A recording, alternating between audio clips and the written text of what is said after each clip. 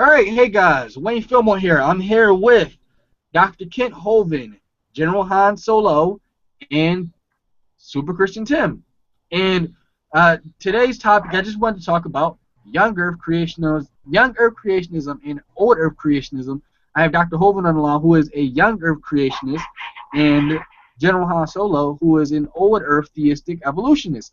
So I wanted to talk more about the theology because we always talk about the science. So, Dr. Hovind, uh, first of all, what's your position on the Bible when it comes to the Genesis account? Do you believe that it's a literal 6-day creation or millions of years, and why? I believe it is a literal 6-day creation about 6,000 years ago. The earth is not millions of years old for many, many reasons, scriptural reasons and scientific reasons. Jesus clearly said the creation of Adam was the beginning. In Matthew 19:4 and Mark 10:6, God wrote on a rock with his finger and handed to Moses the 10 Commandments, one of which said, in 6 days the Lord made heaven and earth, and all that is in. So there's just no other way to say, I don't think you can say the earth is millions of years old and you believe the Bible. You have to choose, one of them is wrong. And so I take the position that the Bible is exactly correct as written, and that was the beginning. The young earth, what we call young, 6,000 is not young, 6,000 is a long time, but the young earth creation position is that the earth, the Bible is literal, and that's the way it was, and it's the only way it works with everything being created in 6 days. We have lots of what are called symbiotic relationships, where plants require certain animals require certain plants, etc. It just is not going to work coming about slowly and separately over millions of years. All right, Dr. Han, what's your position? Okay, I'm getting feedback, by the way. Let me mute. Okay. I'm not a doctor yet. I'll be honest with you on that one. I am a student of science and a student of theology. And let me just say that it's actually a privilege to have this conversation with Kent. I have been an admirer of Kent. I'm sure many people have without Kent realizing that. And yeah, my position is basically, if I was to take the Genesis account literally, I would be looking at it through an ancient lens, the same type of lens that I explained with you, Wayne, yesterday. And that is, no, you won't see a young Earth context, the way, say, Ken Hovind sees it.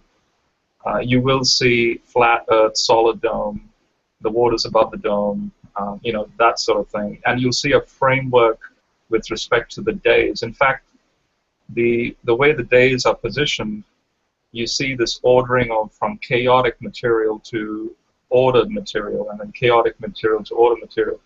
When you look into the Ugaritic usage of the words Erev and Boker, the evening, morning, with respect to Yom, the ancient Israelites would have seen it completely differently.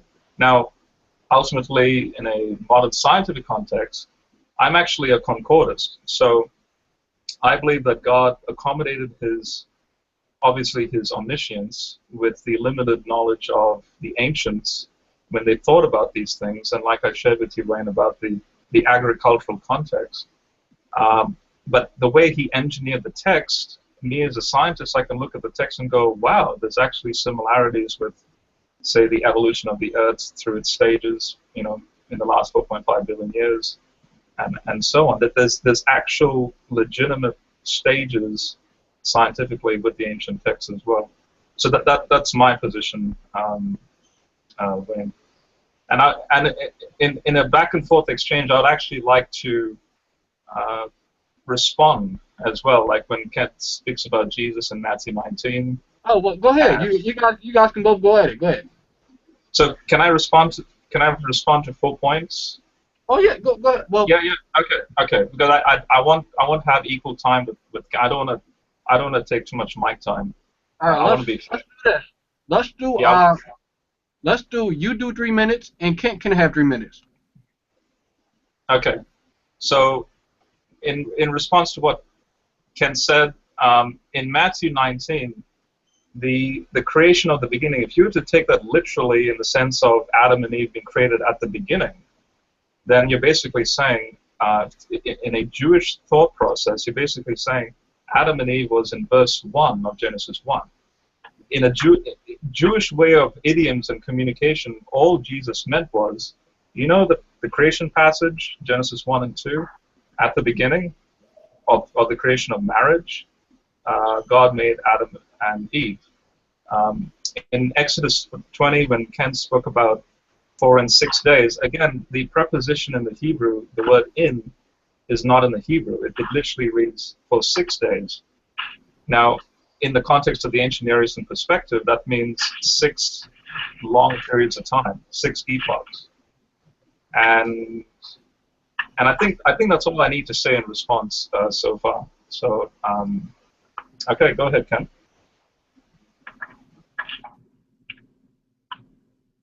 Okay, my turn? Yep.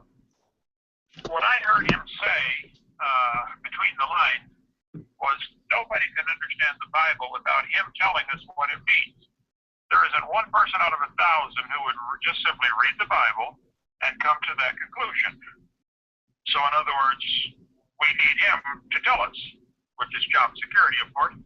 But no, the average Jesus, and he kept talking about the ancient text and the limited knowledge of the agricultural society, as if that's a polite way of saying they were all stupid and we're smart, which I totally disagree with. They were living much longer, probably knew much more than we know today, and the reading of the text is very simple on its face. In 6 days, God made heaven and earth. Exodus 20:11, again in Exodus 31:17. And Jesus said clearly the creation of Adam was the beginning. And if we're going to start changing, adding a word here and there to the text in order to fit our theory, where would it stop? And how do we know which words to add and who do we ask?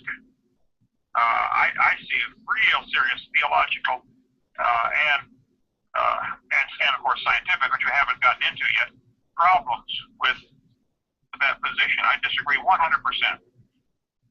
All right. With that being said, so now we know where both of you guys stand. I want to ask you guys a little bit more because both of you guys do agree that there was a beginning. Am I right? Yes.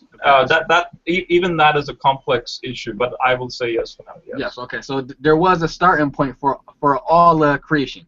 So with that being said, I know, Robert, explain your position on the creation of the animals and how that happened, because I know you have a different view than most Christians when it comes to the days of creation.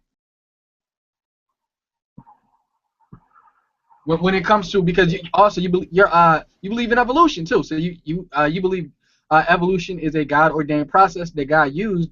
So would you just explain, because we actually do have some viewers right now looking, explain to them how you believe that can actually fit with the Bible.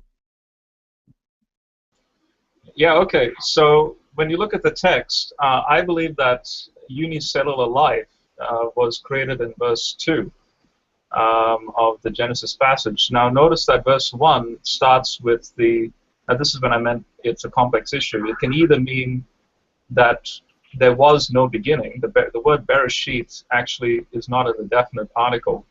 I won't get into that for now, but you can, at the end of the day, you can translate it to mean in the beginning, meaning an actual beginning. So I ultimately go along with that. Then the phrase heavens and earth, for example, that you read in the King James translation, that's actually what's known as a merism. It's a Hebrew phrase that means the totality of everything. So here we have, in a Big Bang context, here we have at time equals 0, the birth of the universe, the birth of the 4 fundamental forces of nature come into being by the Logos.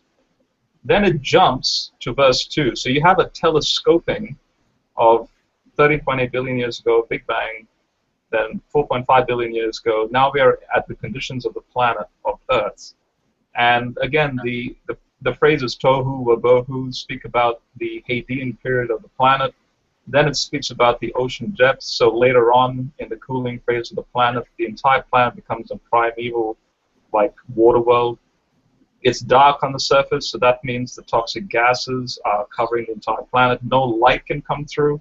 Notice that in verse 1, the sun, moon, and stars already have to exist because the phrase means the totality of everything has come to be. And when God says, let there be light, it's because the spirit that's hovering over the waters, rahab, the Hebrew word rahab, means to incubate life. And when he incubates life in the waters, the unicellular life and science says that in volcanic vents, unicellular life comes about, and they take in and transform the atmosphere, and through the process, they also transform through the carbonate silicate cycle. They bring about the landmass. So light can come through when the clouds from opaqueness become translucent. Then he says the light is beautiful, and now for the first time you have this alteration between day and night. And then you got 1 more minute. Okay. Then from there you have the landmass, which then leads to vegetation, and then you have higher animals after day 4. So when the vegetation transforms the translucent atmosphere to transparent atmosphere, that's perfect, because advanced phyla will have body clocks that need the sun, moon, and stars to be visible, and hence days 5 and 6 speak about life forms and humans. And bird evolution is in verse 20, and I'll end it with that. Okay, gotcha. All right, so Dr. Hovind, would you please explain to the viewers the days of creation according to young Earth creationism? Explain how that happened, how that process started. Yeah, I completely disagree with what he said, and it would be easier if I was at my computer, which I'll be tomorrow if you want to do more of this. I'm driving right now. But his position he just voiced, again, means nobody can understand the Bible without him telling us what it means. This is setting himself up as a guru where you have to have me explain it to you or you just won't get it. Because nobody is going to get at what he said just reading the Bible. Plus, this puts death before man's sin. His view has death before man even arrives on the planet. You know, millions of animals dying and slowly evolving into something better. I would point out this is totally contrary to Scripture.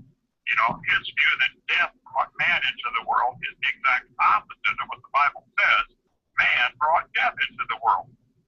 It's because of man's sin that death and suffering are on this planet. It's our fault. What he has is a God who used death and suffering as a means of creation, which I think is silly. It's certainly not a God I would want to worship. It's not the same God of the Bible.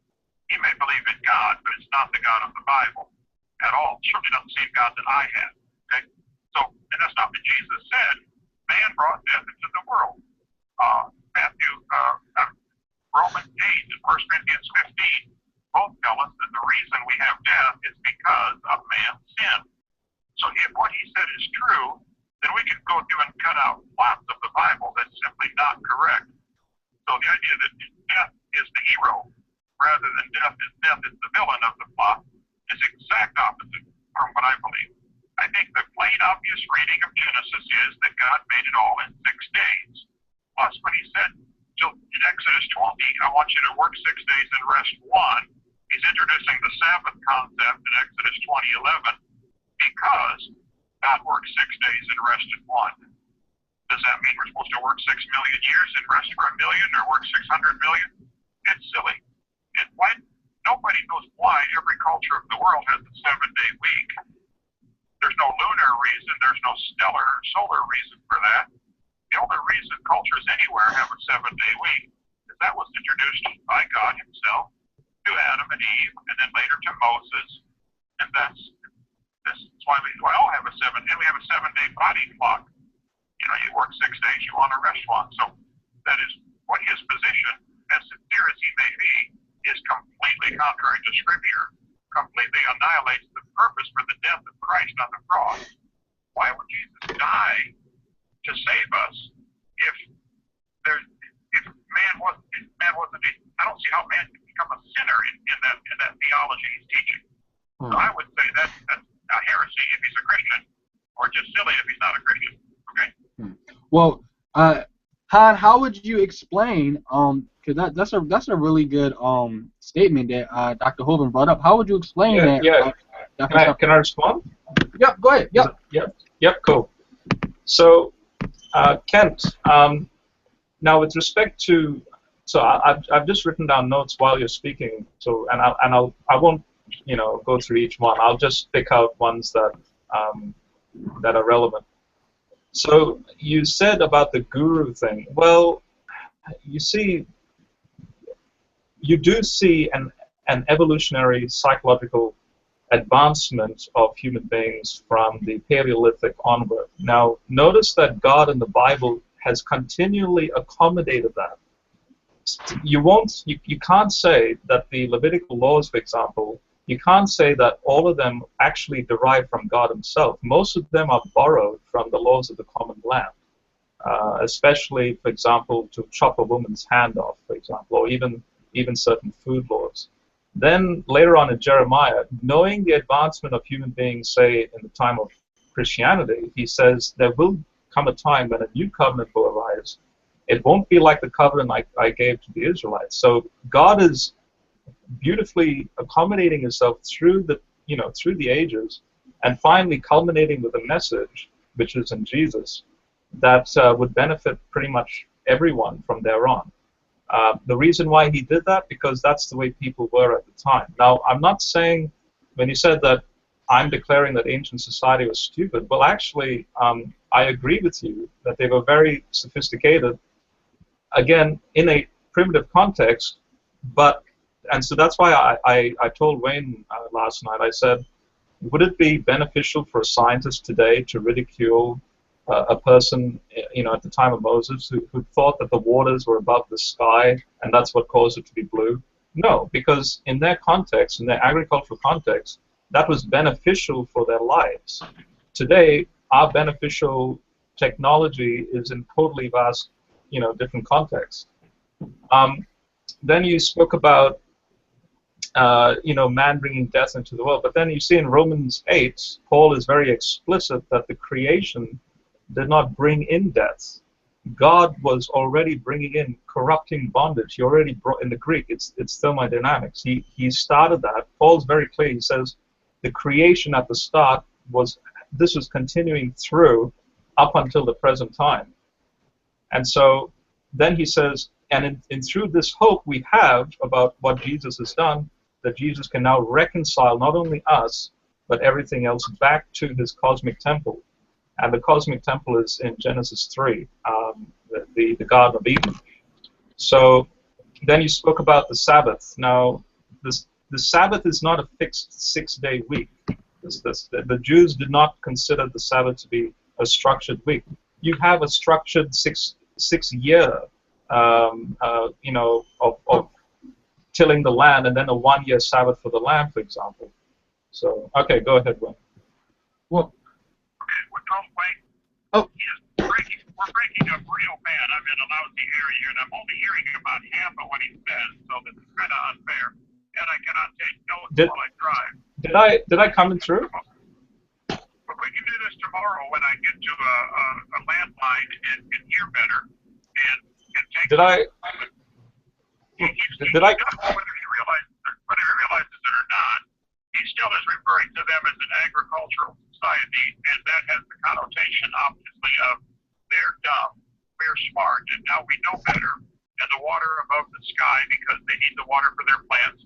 The Bible clearly teaches the earth was created in the water and out of the water in 2 Peter chapter 3. And it says there was water above the firmament in Genesis 1, 6, and 7. And Genesis 1:20 tells us the firmament is where the birds fly.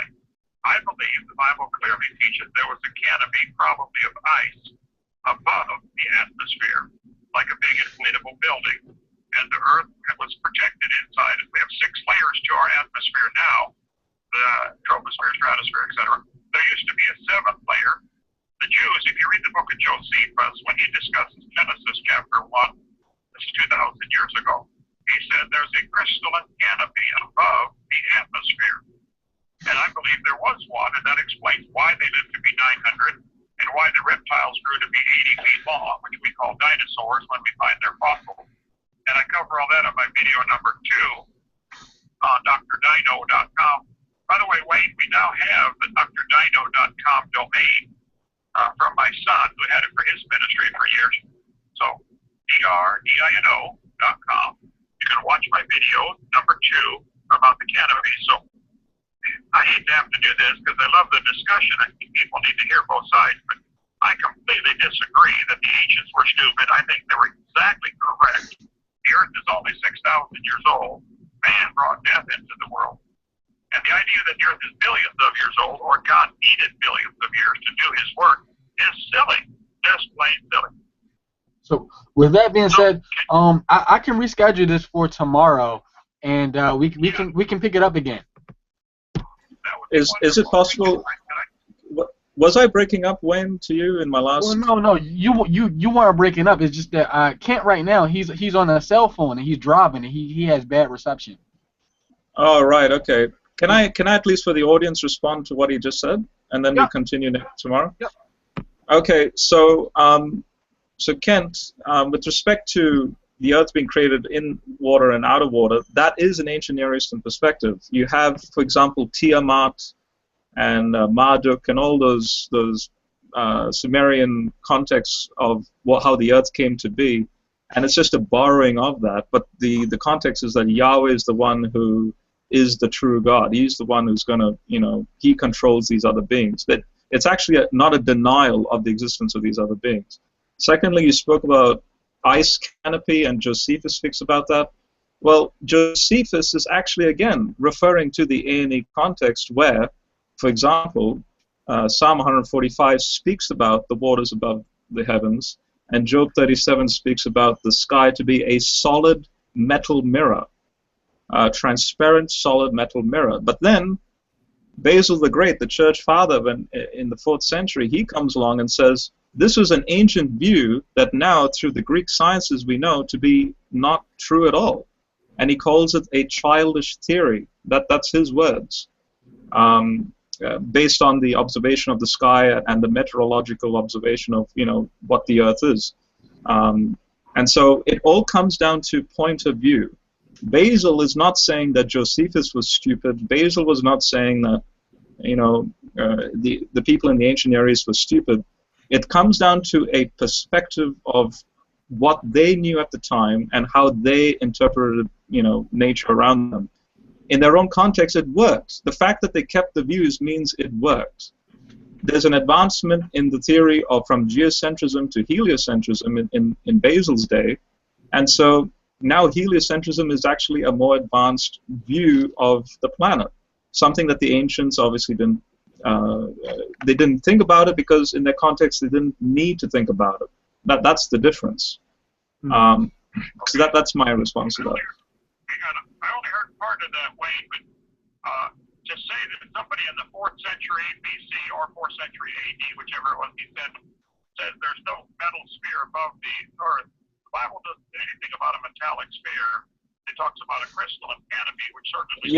Yes, it does. It does mention a metal sphere in Job 37. The Hebrew is specific. It says metal, a metal mirror. You need to read that verse in the King James Bible. The problem is, who's giving us which Hebrew words we're going to use, Alexandrian text or the Antiochian text, which goes into part of the argument. And Kent, the King James is not a reliable translation. I'm sorry, the King James, I could defend the deity of Jesus more from a modern translation than the King James. The King James, especially in Job, is full of errors. Okay, I'm going down the hill. I'm going to lose you totally here. Let's do this tomorrow, and I would only deal with the King James and the fact that in the 4th century AD, this canopy was gone, and at the creation it was there. It makes common sense. It fell down at the time of the flood. Of course, there's no canopy in the 4th century AD. It was gone. No, but then the psalmist is living after the flood, and he speaks about this canopy. I'm going to cut you guys off right here, and we're going to pick up on this tomorrow because I know Dr. Hovind's breaking up and stuff, and it's bad. But I'll pick this up tomorrow, and we'll start off again. Oh, and he just lost him. All right. We'll pick this up again tomorrow. Sorry, guys, for jumping. That's all right. Are you going to be free tomorrow? Yeah, definitely. All right, got you. Don't remove this one. Keep this on YouTube. All right, cool.